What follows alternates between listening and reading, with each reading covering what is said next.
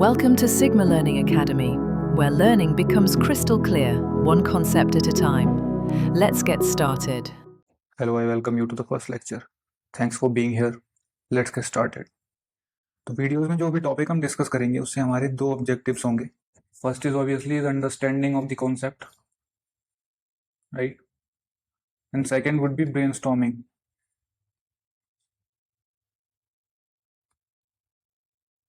कि जो टॉपिक पढ़ा है उससे कुछ भी पूछ लिया जाए, बेस्ट पॉसिबल आंसर हम निकाल के दे देंगे. Alright. So the chapter first that we are going to discuss is Earth and solar system. Let's first discuss solar system. What is solar? Why this name? तो जैसे हमारी माइथोलॉजीज हैं, Ramayan, Mahabharat, etcetera, इनमें names होते हैं, वैसे ही रोमन माइथोलॉजी में सन को सोल बोलते हैं, सोल, इसलिए इसका नाम सोलर सिस्टम है. For example, solar system just means the system of the sun. And geography, history, civics या कोई भी सोशल साइंस अगर हम ले लें, रोमन, ग्रीक एंड लैटिन, इन लैंग्वेजेस से इंस्पायर्ड वर्ड्स यूजुअली मिलते हैं. So we have to make ourselves prepared. Now let's look at the solar system. This is a system जहां पे एक सेंटर में स्टार है एंड बाकी सारी सेलेस्टियल बॉडीज इसके अराउंड ऑर्बिट कर रही हैं, मतलब इसके अराउंड घूम रही हैं. Okay, so these bodies which orbit around a star, which in our case is sun. जो स्टार है हमारे केस में, सोलर सिस्टम में जो स्टार है, that is sun, and the bodies that are revolving around it, these are planets. All right. What is the definition of the planets? A celestial body that moves around or revolve a star. अब दो words हैं यहाँ पे जिनकी understanding हमें जरूरी है, उनको देख लेते हैं. First is star and the other is celestial bodies. What is a star? A star is a big sphere, that is a massive sphere, जिसके अंदर एक रिएक्शन चल रही है जिससे हीट एंड लाइट प्रोड्यूस हो रही है. ठीक है, फॉर नॉलेज हम देख लेते हैं इस रिएक्शन को न्यूक्लियर फ्यूजन कहते हैं. Alright, nuclear fusion. इसको देखेंगे बाद में ये क्या है, अभी के लिए बिल्कुल इंपॉर्टेंट नहीं है, बस फॉर नॉलेज पर्पसेस हमें पता होना चाहिए कि ये reaction inside the star is called nuclear fusion. For celestial bodies हमें एक चीज और सीखनी है, वर्ड ब्रेक डाउन. तो we have to understand what is celestial. Celestial का लिटरल मीनिंग है इन स्पेस, ये बोल सकते हैं हेवनली. तो एनीथिंग इन स्पेस, चाहे सन हो, प्लैनेट्स हैं, सैटेलाइट्स हैं,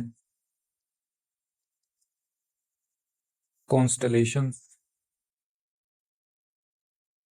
rocks, these all are celestial bodies. And what we call the study of celestial bodies? Astronomy. In astronomy, we study celestial bodies. Now we have to understand the constellations next. Let's do it. तो night sky में हमें जो stars के patterns देखने को मिलते हैं उनको ही we call it constellations. Alright. For example, हमने देखा होगा Saptarishi, which has 7 stars in a pattern.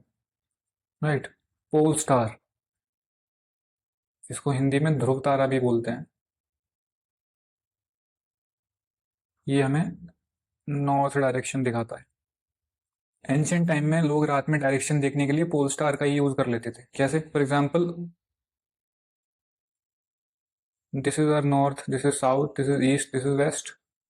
Now अगर हम यहाँ खड़े हैं facing north towards the pole star, अब मुझे अगर ईस्ट जाना है आई कैन टर्न राइट, अगर मुझे वेस्ट जाना है I can turn left, south जाना है I can take a U turn. तो रात में ही कॉन्स्टलेशंस हमें डायरेक्शन का आइडिया दे सकते हैं. Now let's move to very important topic which is planet, because our earth is also a planet. Let's look at stars. We have seen they have their own heat and light, right?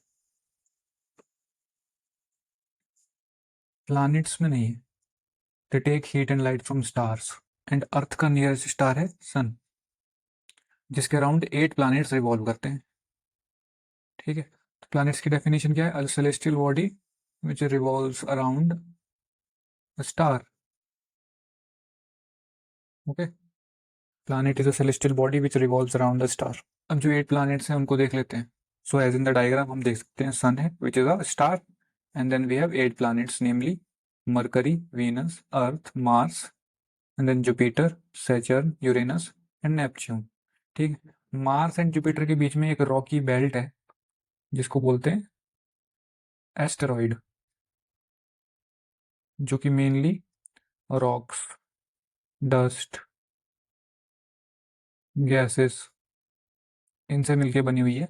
Scientist का मानना है कि पहले कोई planet था जो blast हो गया, जिसकी वजह से मार्स एंड जुपिटर के बीच में ये एस्ट्रॉयड बेल्ट बन गई।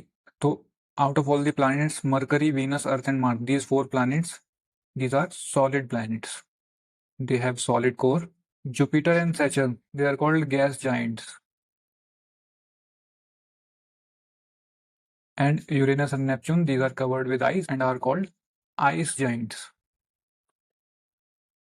अब एक कॉमन सेंस वाली बात, जो भी प्लैनेट पास में होगा सन के वो जल्दी रिवॉल्व कर लेगा, और जो सबसे दूर होगा उसको सबसे ज्यादा टाइम लगेगा रिवॉल्यूशन के लिए। So Mercury is our nearest star and Neptune, जो कि सबसे दूर है, it is the farthest planet from the sun. Mercury takes only 88 days for the revolution, Neptune को 164 डेज लग जाते हैं। ठीक है, ओके। सो नेक्स्ट अब हम देखेंगे अर्थ को। So this is the diagram from your NCERT. अब भाई अर्थ परफेक्टली गोल नहीं है ना, this is not a perfect sphere, poles की साइड ये थोड़ा फ्लैटेंड है। तो फिर किसी ने कहा कि एग शेप्ड है क्या, फिर बाद में डिसाइड किया कि भाई हम किसी की तरह नहीं है, हम अपनी तरह हैं। तो वही ग्रीक में जी माने अर्थ होता है। ठीक, तो फिर हमने कहा इसमें सफिक्स ऐड कर देंगे ऑइड, इसका मतलब है शेप। ऐसे और भी प्रीफिक्स होते हैं, जैसे for example logy, logy means study. We can say metry which means measurement. But हमें तो शेप के बारे में बात करनी है, तो वी डिसाइडेड अर्थ की शेप होगी geoid. So what is the shape of the earth, it is geoid, where oid means shape and G means earth. अब कुछ फैक्ट्स कवर कर लेते हैं। For example earth 5th largest planet है, और ये काफी यूनिक भी है। क्यों यूनिक है? फर्स्टली आप डायग्राम से देख रहे होंगे ये स्ट्रेट ना होकर थोड़ा टिल्टेड है, प्रिसाइजली 23.5 डिग्री। तो इस टिल्ट की वजह से earth has 4 seasons just because of this tilt. Second, survival के लिए फेवरेबल कंडीशंस भी यहाँ है। For example we have water here, rather 2/3 of entire area is water. We have air, we have gases like oxygen, जो कि atmosphere में abundant है, जिसकी वजह से अर्थ पे लाइफ सस्टेन कर सकती है। अगर harmful gases like carbon dioxide, methane etcetera, इन गैसेस की कंसंट्रेशन ज्यादा होगी तो पॉल्यूशन होता है। इसलिए पॉल्यूशन किसी भी फॉर्म में हो सही नहीं है। अब एक बहुत इंटरेस्टिंग कंसेप्ट देखते हैं। अर्थ से सन की डिस्टेंस 150 मिलियन किलोमीटर है। लाइट की स्पीड होती है 3 लाख किलोमीटर पर सेकेंड इन वैक्यूम। वैक्यूम वो जगह होती है जहाँ पे एयर प्रेजेंट नहीं होती है। अगर हम देखना चाहें कि सन से अर्थ पर लाइट पहुंचने में कितना टाइम लगता है, तो हमें पता है कि टाइम निकालने के लिए डिस्टेंस को स्पीड से डिवाइड कर देते हैं। ठीक है, तो डिस्टेंस है 150 million kilometre, 150 and million has 6 zeros, right? And 3 lakh, lakh has 5 zeros, then 5 zeros, and these 5 zeros cut, this is 5 and this is 0 0। सन से अर्थ तक लाइट पहुंचने में 500 सेकेंड्स लगते हैं, जिसको अगर हम मिनट्स में कन्वर्ट करें तो 8 6 48, 8 मिनट्स एंड 20 सेकेंड्स। अब अपनी श्रद्धा के हिसाब से कुछ भी बोल सकते हैं कि 500 सेकेंड्स या फिर 8 मिनट्स 20 सेकेंड्स, इतना टाइम सन से अर्थ तक लाइट को पहुंचने में लगता है। Interesting isn't it? अब हमें पता है कि अर्थ मूव करती है, तो 2 टाइप के मोशंस होते हैं अर्थ पे, उनको देख लेते हैं जल्दी से। So the 2 types of motions that earth does are rotation and the other is revolution. ठीक है, रोटेशन वी नो कि 24 आवर्स में एक रोटेशन कंप्लीट कर लेती है, and for revolution it takes 365 days and 6 hours to complete 1 revolution around the sun। ठीक, तो रोटेशन से क्या इफेक्ट होता है? रोटेशन से डे एंड नाइट होती है। अर्थ रोटेट करती है, इसी वजह से डे और नाइट होते हैं। अर्थ अगर रोटेट नहीं करेगी तो कुछ जगह सिर्फ दिन रहेगा और कुछ जगह सिर्फ नाइट रहेगी। रिवॉल्यूशन का क्या इफेक्ट है? रिवॉल्यूशन की वजह से सीजन्स चेंज होते हैं। 4 सीजन्स हैं हमारे पास, कौन कौन से? Summer, winter, spring and autumn. These are the 4 seasons that happens because of the revolution of the earth around the sun. अब सन को ऑर्बिट करने के लिए 365 डेज लगते हैं और 6 आवर्स एक्स्ट्रा लग रहे हैं। 6 आवर्स को हम नहीं गिन रहे हैं ताकि 365 डेज इजी रहे। 6 आवर्स हर 4 साल में अगर देखें तो 6 आवर को 4 से अगर मल्टीप्लाई करें तो 24 आवर्स हो जाते हैं। 24 आवर मतलब 1 day. 1 hours day is equals to 24 hours. यही एक्स्ट्रा 1 डे हर 4 साल में हम फरवरी में ऐड कर देते हैं, तो फरवरी 28 की बजाय फरवरी में 29 डेज हो जाते हैं। और इसको हम क्या कहते हैं? इसको कहते हैं लीप ईयर। हर 4 साल में लीप ईयर आता है जिसमें 1 एक्स्ट्रा डे ऐड होता है। उसमें 365 डेज की जगह 366 डेज होते हैं and that's called leap year. अब चलते हैं अर्थ से 3,48,000 किलोमीटर दूर मून पर। नेचुरल सैटेलाइट है अर्थ का, अर्थ को ऑर्बिट करता है। सैटेलाइट की डेफिनेशन क्या है वहां पे हमने डिस्कस नहीं की थी, यहाँ पे डिस्कस कर लेते हैं। जो भी सेलेस्टियल बॉडी प्लैनेट्स को रिवॉल्व करती है, प्लैनेट्स को ऑर्बिट करती है, उसको हम सैटेलाइट बोलते हैं। हमने एक चीज और पढ़ी थी, जो सेलेस्टियल बॉडी स्टार्स को ऑर्बिट करती है उसे क्या कहते हैं? अगर आपको पता है तो कमेंट्स में बताएं। ठीक है, और मून इसका कोई नाम नहीं है। कोई भी सेलेस्टियल बॉडी किसी भी प्लैनेट को ऑर्बिट करेगी उसको मून बोलते हैं। जैसे earth has 1 moon, Mars has 2, सबसे ज्यादा मून्स है सैचर्न के पास, इसके पास अराउंड 146 मून्स है। अब एक बहुत इंपॉर्टेंट कॉन्सेप्ट है, हमें मून की सिर्फ एक ही साइड दिखती है। ऐसा क्यों है? ऐसा इसलिए है क्योंकि मून भी रोटेशन करता है और रिवॉल्यूशन करता है अराउंड अर्थ। बट मून के रोटेशन और रिवॉल्यूशन दोनों का टाइम अप्रोक्सीमेटली सेम ही है, जो कि है 27.3 डेज। 27.3 डेज में मून 1 कंप्लीट रोटेशन कर लेता है और 1 कंप्लीट रिवॉल्यूशन कर लेता है अराउंड अर्थ। ठीक है, इससे हमें और क्या पता चलता है कि 14 डेज तो, कि मून पर 14 डेज का तो दिन होता है और 14 डेज की ही रात होती है। और क्योंकि रोटेशन और रिवॉल्यूशन का टाइम सेम है तो इस वजह से हमें मून की सिर्फ एक ही साइड दिखती है और इस फिनोमेना को कहते हैं टाइडल लॉकिंग। ठीक है, तो कोई हमसे पूछेगा कि भाई ऐसा क्यों है, तो हम कहेंगे because of tidal locking and the time of rotation and revolution of moon around the earth is same, which is 27.3 days. That's why we can only see one side of the moon. तो ये 3 लोग हैं जिन्होंने first time moon की surface पे land किया था on 21 July 1969। NASA, जो यूएसए की स्पेस एजेंसी है, नासा ने ये मिशन लॉन्च किया था जिसका नाम था अपोलो 11। तो ये 3 लोग गए थे जिसमें नील आर्मस्ट्रॉन्ग, ये तो सबने सुना होगा, he was the commander, and then Buzz Aldrin, and the last guy was Michael Collins. ठीक है, ये दोनों मून की सरफेस पे लेजिटिमेटली उतरे थे। कॉलिंस स्पेसशिप में थे, ये सरफेस पे नहीं गए। सिर्फ Neil Armstrong and Buzz Aldrin they went on the surface and these two were the first person on the moon. India ने भी रिसेंटली मून मिशन किया था जिसका नाम चंद्रयान 3 है, उसको डिस्कस करते हैं ब्रीफली। चंद्रयान 3 में हमने 2 इंपॉर्टेंट मॉड्यूल भेजे जिनका नाम है Vikram lander, was a lander obviously, and Pragyan rover. ठीक है, लैंडर ऑब्वियसली सरफेस पे लैंड करेगा एंड रोवर ये कार की तरह है जिसपे कैमरा वगैरह फिट है जो कि सरफेस से डेटा कलेक्शन करेगा। और जिस पॉइंट पर लैंडर लैंड हुआ उसे इंडिया ने नेम दिया Shiv Shakti point.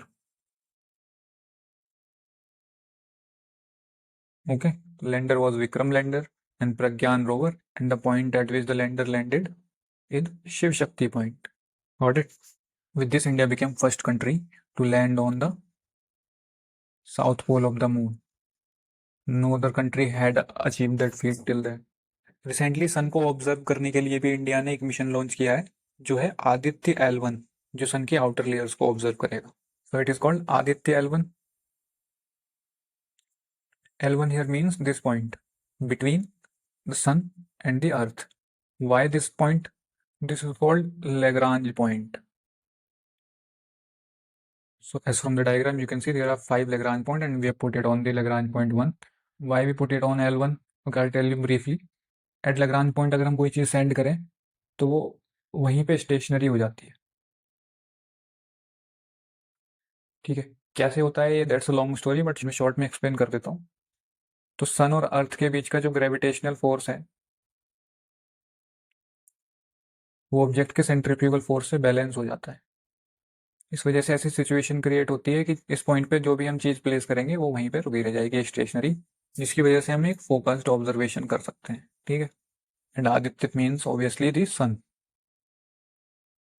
Aditya in Hindi means sun. अब एक और इम्पोर्टेंट प्लैनेट बचा है जिसको हम देख लेते हैं, इसका नाम है मार्स। ठीक है, तो रहने के लिए अर्थ के अल्टरनेटिव की तरह हम जिस प्लैनेट को देख रहे हैं वो मार्स है। नासा एंड इलोन मस्क की कंपनी जिसका नाम है स्पेस एक्स, ये मार्स के सरफेस पे रोबोटिक मिशंस करते रहते हैं, जिससे हमें एविडेंसेस मिले हैं कि मार्स पे liquid water was present at a time.